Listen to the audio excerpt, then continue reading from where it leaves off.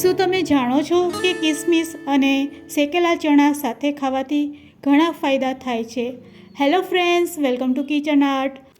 તો આજે આપણે શેકેલા ચણામાં કિસમિસ નાખીને એકદમ હેલ્ધી રેસીપી બનાવીશું, જેનાથી ત્વચા અને વાળને ખૂબ જ લાભ થશે, તેમજ કમર સાંધાના દુખાવા દૂર કરી હાડકાં મજબૂત કરશે, નવી ઉર્જા આપશે. તો ચાલો બધી ટ્રીક અને ટિપ્સ સાથે આજે આપણે ખાંડ, ગોળ, સાકર વગર એકદમ હેલ્ધી રેસીપી બનાવીશું.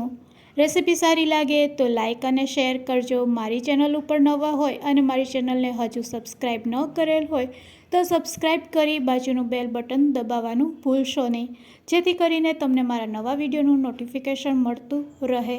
તો સૌથી પહેલાં અહીંયા આપણે શેકેલા ચણા લેવાના છે, એટલે કે દાળિયા. તો દાળિયાને આપણે સારી રીતે પહેલાં સાફ કરી લેશું, એટલે કે તેના ફોતરાને આપણે દૂર કરવાના છે. તો મેં 1 કપ જેટલા દાળિયા લીધેલા છે અને દાળિયામાંથી ફોતરા દૂર કરવા માટે આપણે દાળિયાને આ રીતે હાથેથી મસળી લેશું.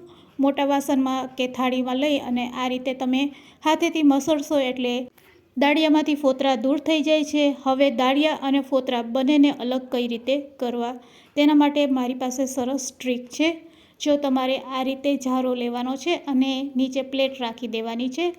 બસ જારામાં આ રીતે તમે દાળિયા લઈ લેશો અને પછી આ રીતે હલાવશો એટલે બધા નીચે પ્લેટમાં જમા થશે અને ઉપર જારામાં દાળિયા રહી જશે. તો આ રીત તમને કેવી લાગી તે મને કમેન્ટ્સમાં જરૂરથી કહેજો.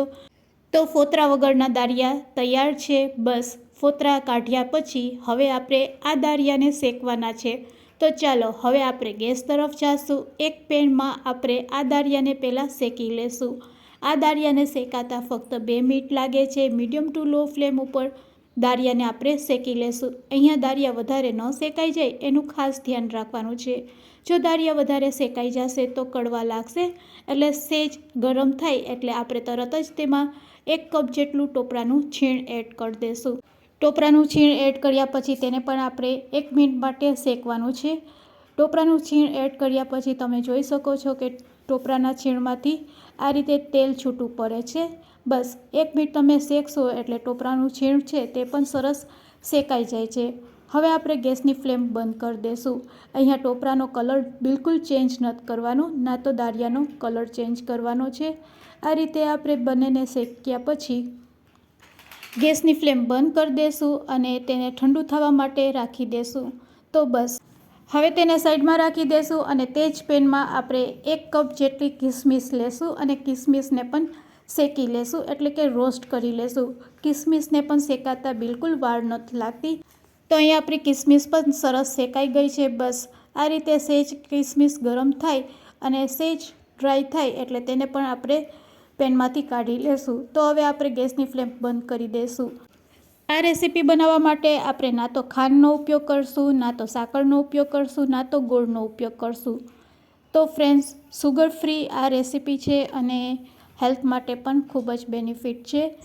દાળિયા અને ટોપરાના છીણનું મિશ્ર ઠંડુ થઈ જાય એટલે તેને આપણે મિક્સર જારમાં લઈ લેશું અને મિક્સર જારમાં લીધા પછી તેને આપણે ગ્રાઇન્ડ કરીશું. તો ચાલો હવે તેને આપણે ગ્રાઇન્ડ કરી લેશું. આ રીતે ગ્રાઇન્ડ કરવાથી તે પાવડર ફોર્મમાં તૈયાર થાય છે. આ રીતે પાવડર ફોર્મમાં તૈયાર થાય એટલે તેમાં કિસમિસ એડ કરવાની છે. તો કિસમિસને પણ આપણે પહેલાં ઠંડી કરવાની છે અને ઠંડી થયા પછી જ તેને આપણે અહીંયા એડ કરશું. જો તમે આ રીતે ટચ કરશો તો તમને એકદમ તેલી મિશ્ર લાગશે. હવે આપણે કિસમિસ એડ કરી દઈશું. શેકેલી કિસમિસને એડ કર્યા પછી તેને પણ ગ્રાઇન્ડ કરી લેશું. આ રીતે ગ્રાઇન્ડ કર્યા પછી હવે તમે જોઈ શકો છો તૈયાર કરેલા આ મિશ્રમાંથી એકદમ સરસ લાડુ બનાવી શકો છો. તો અહીંયા આપણું મિશ્ર છે તે એકદમ સરસ તૈયાર થઈ ગયું છે.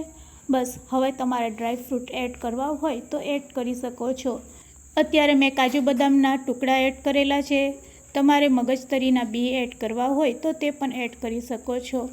તો કાજુ બદામના ટુકડાને આપણે મિક્સ કરી લેશું અને મિક્સ કર્યા પછી તેમાંથી નાના નાના બોલ્સ બનાવી લેશું. તો આ રીતે બધા મિશ્રમાંથી આપણે નાના નાના લાડુ બનાવીશું.